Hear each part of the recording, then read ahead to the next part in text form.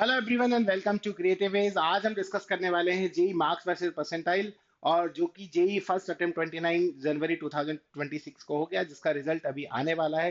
सो आज के सेशन में हम डिस्कस करने वाले हैं कि आपका रैंक के अकॉर्डिंग कितना परसेंटाइल होगा। So let's start the session.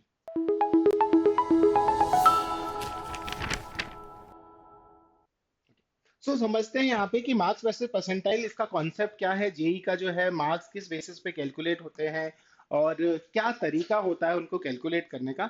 आज के सेशन में हम सीखेंगे। JEE paper 2 A score is based on the dedicated candidate exam marks. Percentage reflect marks obtained while percentile indicate rank relative to others. So यहाँ मैं बात कर रहा हूँ परसेंटाइल की, बात करूंगा मैं, ना कि परसेंटेज की। ओके, परसेंटेज क्या रिफ्लेक्ट करेगा कि marks obtained, and while percentile क्या बताएगा आपका कि आपका जो रैंक है वो कंपेरेटिवली अदर के क्या कंपैरिजन में, जो टॉप करेगा उसको नियरेस्ट टू 100 परसेंटाइल या 99.9 रख लेंगे।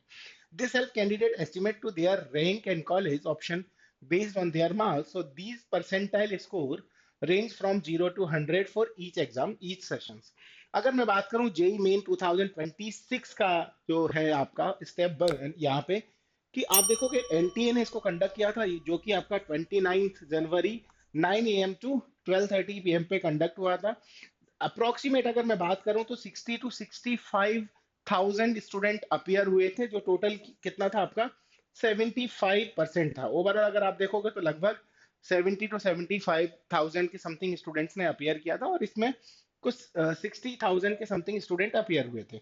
और अगर यहाँ मैं बात करूँ, लगभग फॉर्म जो है वो हर बार पूरा जेई का आप देखोगे तो 14.5 लाख ना, अराउंड 13 लाख से ज्यादा लोग जेई का फॉर्म फिल करते हैं, जिसमें जेई मेन अगर मैं बात करूं तो लगभग इस बार 60 to 65 थाउजेंड स्टूडेंट अपियर हुए हैं, और जिसमें लगभग 75% था जिन्होंने टोटल फॉर्म फिल किया है। तो आप कैलकुलेट कर सकते हो कि कितने स्टूडेंट्स ने फॉर्म फिल किया था, जो कि फर्स्ट अटेम्प्ट जनवरी का था आपका। अब हम यहाँ बात करते हैं कि जो मेन एग्जाम है या जो रिजल्ट है आपका सेक्शन 1, वो किस बेसिस पे कैलकुलेट होगा। ओके, अगर यहाँ पे हम देखते हैं कि एक रॉ स्कोर होगा, क्या होगा बेटा, रॉ स्कोर एंड परसेंटाइल, इन दोनों को सेपरेटली हम रखते हैं इस सब्जेक्ट के लिए, चाहे वो एप्टीट्यूड हो, मैथ्स हो, ड्राइंग हो। ओके, किस किस की मैं बात कर रहा हूँ, 3 सेक्शन थे आपके जेई में, एप्टीट्यूड, मैथ्स और ड्राइंग। अब इन तीनों के बेसिस पे अगर मैं बात करूं, T1, M1, A1 और D1। T1 का मतलब है टोटल, M1 मतलब मैथमेटिक्स, A मतलब एप्टीट्यूड और D मतलब ड्राइंग। ये आपके रॉ रॉ स्कोर को परसेंट डिपिक्ट करेंगे। जबकि यहाँ पे आप देखोगे T1P total percentile, M1P mathematics का परसेंटाइल, A1P आपका एप्टीट्यूड परसेंटाइल, और D1P मतलब आपका ड्राइंग परसेंटाइल स्कोर को रिप्रेजेंट करेंगे। यहाँ समझते हैं कि परसेंटाइल कैलकुलेट कैसे होगा।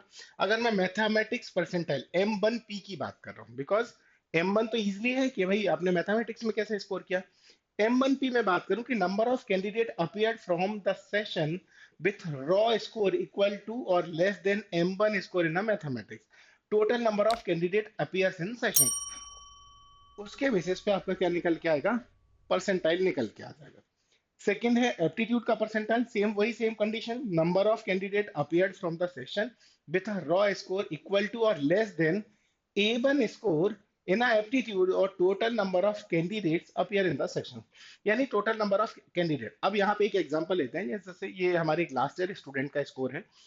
अगर मैं बात करूं यहाँ पे मैथमेटिक्स में, आपको दिख रहा होगा मैथमेटिक्स सेक्शन में जो है इसका स्कोर कितना 86.33 है, और सेकेंड अटेम्प्ट में अगर आप देखोगे, है ना, और ये यहाँ पे कितना है आपका 85.22। फर्स्ट एप्टीट्यूड कितना था 91.33 था, सेकेंड अटेम्प्ट में कितना है 92.61, थर्ड अटेम्प्ट में अगर वो फर्स्ट अटेम्प्ट में ड्राइंग देखोगे तो 99.96, और यहाँ पे प्लानिंग में आप देखो ये प्लानिंग का हो जाएगा, और आपका ये एप्टीट्यूड प्लानिंग में 3 पॉइंट, यानी प्लानिंग में आपका कितना है 67.98, और जेई जो मेन है आपका वहां पे कितना है 99.22 परसेंटाइल है। मतलब मेन फोकस इसका किस पे था, जेई में था, बस प्लानिंग दोनों अपियर किया था। अब इस बेसिस पे अगर आप देखोगे टोटल, आपको पता है मैथमेटिक्स का वेटेज कितना है 100, एप्टीट्यूड कितना है 200, और ड्राइंग है 100, यानी 400 में से जो रॉ स्कोर होगा उस बेसिस पे ये परसेंटाइल है। यानी जो परसेंटाइल आपको शो हो रहा है वो किसके बेसिस पे है, रॉ स्कोर, यानी मैथमेटिक्स में कितना स्कोर हुआ कितना। मैं इस बार ये बोलना चाहूंगा कि जो मैथमेटिक्स था इस बार जेई, यानी जो नाटा बिहार का जो मैथमेटिक्स है वो जेई मेन से डिफिकल्ट था।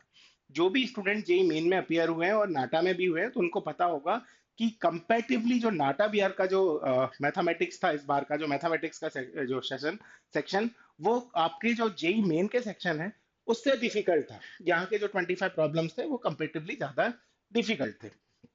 अब ये टोटल अगर मैं बात करूं ड्राइंग परसेंटाइल कैसे निकलेगा, वही same, number of candidate appear from the session with the raw और equal to less than D1 score, और या total number of candidate. So इस बेसिस पे आपका निकला ये जो है परसेंटाइल निकल के आता है। अगर मैं बात करूं टोटल परसेंटाइल, तो यहाँ एक इंपॉर्टेंट थिंग है, इस चीज को समझिएगा। सपोज मैं बात कर रहा हूँ, एक स्टूडेंट है, कोई भी स्टूडेंट्स ए, जिसका पार यानी मैं बात कर रहा हूँ मैथमेटिक्स में उसका स्कोर है 30, एक का मैथमेटिक्स में स्कोर है 10, कितना मैंने मान लिया 4। दूसरा इसका एप्टीट्यूड मैथमेटिक्स कितने का, 100 का। एप्टीट्यूड की मैं बात कर रहा हूँ यहाँ पे, ये इस दो स्टूडेंट्स को कंपेयर कर रहा हूँ, है ना। यहाँ पे इस तरीके से आप समझिएगा, स्टूडेंट ए, स्टूडेंट बी, यहाँ हो जाएगा मैथ्स, यहाँ हो जाएगा आपका एप्टीट्यूड, और यहाँ पे ड्राइंग। मैथ्स में इसको आते हैं 30, अच्छा था मैथ्स में पढ़ने में, ये थोड़ा सा इसके एक ही क्वेश्चन किया 4। एप्टीट्यूड में इसको आता है 160, इसको आता है एप्टीट्यूड में 180। और मैथ्स आपको पता है 100 मार्क्स है, एप्टीट्यूड 200 है, और ड्राइंग आपका 100 है। ड्राइंग में इसको आता है 50 और इसको आता है 70। अब आप टोटल स्कोर देखोगे तो कितना हो जाएगा, ये आपका 240 हो जाएगा आपका। ओके, ये कितना हो जाएगा आपका 240 हो जाएगा। यहाँ पे अगर आप देखोगे तो ये वाला जो स्कोर है वो कितना हो जाएगा 254। मतलब इसका परसेंटाइल, आप ड्राइंग का मैथमेटिक्स का परसेंटाइल इसका हाई होगा, इसका लो होगा। यहाँ पे इसका परसेंटाइल लगभग नियरेस्ट टू इक्वल होगा, यहाँ इक्वल हो, यहाँ पे इसका हाई होगा। मतलब आपको एक चीज समझनी होगी कि आपको कोई भी दो सेक्शन बहुत अच्छे रखने होंगे, चाहे वो एप्टीट्यूड हो या मैथमेटिक्स हो या ड्राइंग हो या एप्टीट्यूड हो। बिकॉज एप्टीट्यूड सबको अच्छा रखना पड़ेगा, रीजन क्योंकि इसका वेटेज कितना है 200 मार्क्स है। मैथमेटिक्स और ड्राइंग में से आपको कोई एक, और मैं तो बोलता हूँ आपको तीनों ही सेक्शन बहुत बेटर करने होंगे। Percentile score for the total raw score the session as calculated in the step to above will be merged and is called the NTA score, which you know which are used for the preparation for overall merit और ranking. So relationship आपको clear होगा कि marks and percentile में JEE B R paper 2 में ये very every year based on factor like exam difficulty, number and candidates. So overall performance जो हम देखते हैं वो किस पर होगा, बेस्ड ऑन स्टूडेंट्स कि कितने स्टूडेंट अपियर हुए हैं, डिफिकल्टी क्या था, और इन सब चीजों पे। तो इस बेसिस पे इस ईयर जो अकॉर्डिंग टू मी या स्टूडेंट के जो रिस्पांस थे, बच्चों ने जो रिस्पांस किया, कि इस बेसिस पे मुझे लगता है इतना।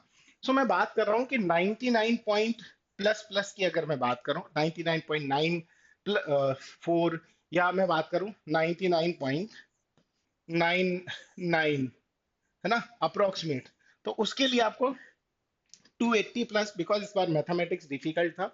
क्योंकि मैथमेटिक्स डिफिकल्ट था तो अगर मैथ्स में आपने 10 प्लस क्वेश्चंस किए हैं, कितने 10 प्लस क्वेश्चंस करेक्ट किए हैं, तो बहुत अच्छा स्कोर है जिससे आपके इजीली 40 मार्क्स बनते हैं। एप्टीट्यूड में अगर आपने 45 क्वेश्चंस करेक्ट किए हैं, तो आपको पता है 45 इंटू 4 कितना हो जाएगा आपका 180 हो जाएगा।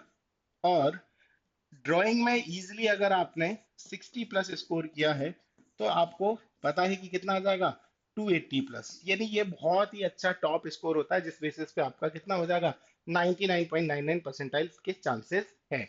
मे बी डिफरेंट हो, डिफर हो सकता है, बट अप्रोक्सीमेट ये, अगर 250 टू 270 है आपका तो 99.99, 220 से 250 है तो फिर आपका 98.5 टू 99.5, और 200 टू 220 है तो भी आपका 97.85।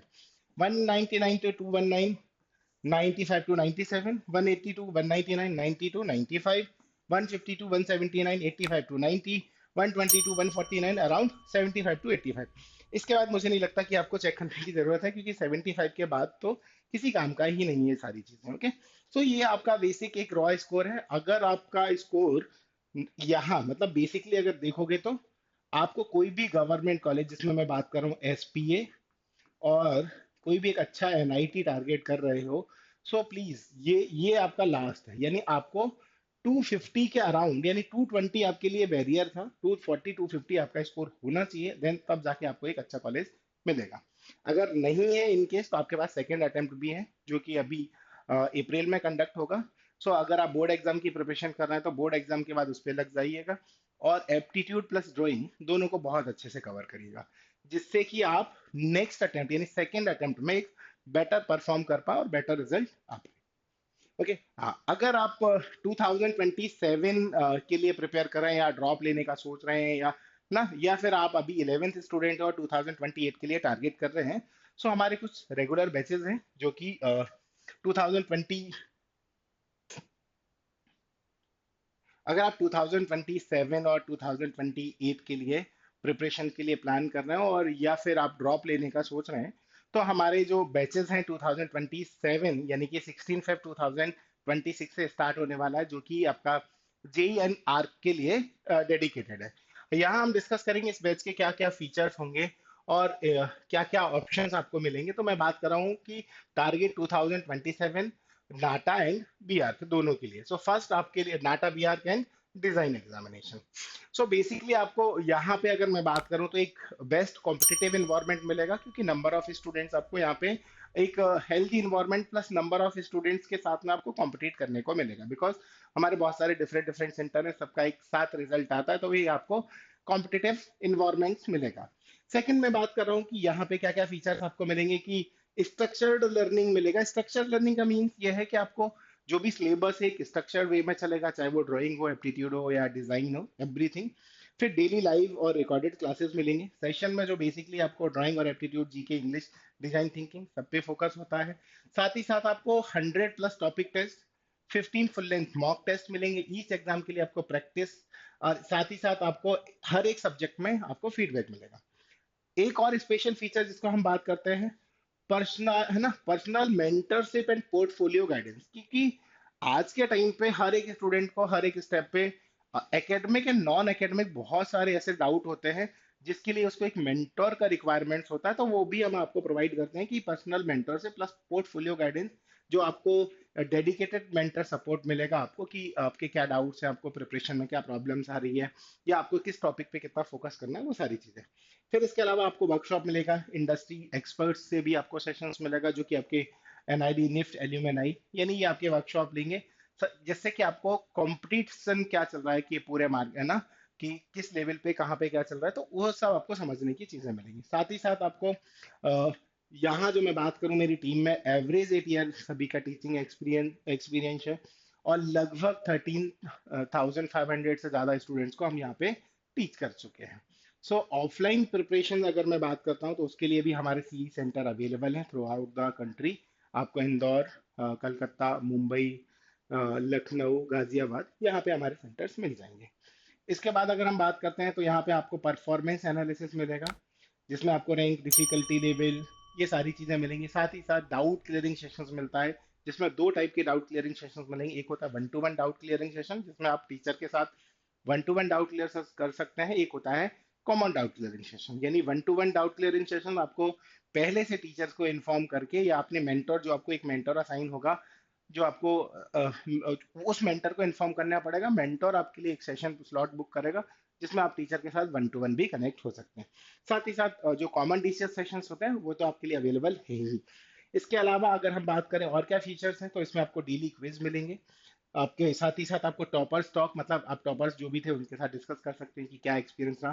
करंट अफेयर मिलेगा आपको, और स्टूडेंट सपोर्ट मिलेगा 24/7। सो या okay, so thank you everyone and happy learning journey with me.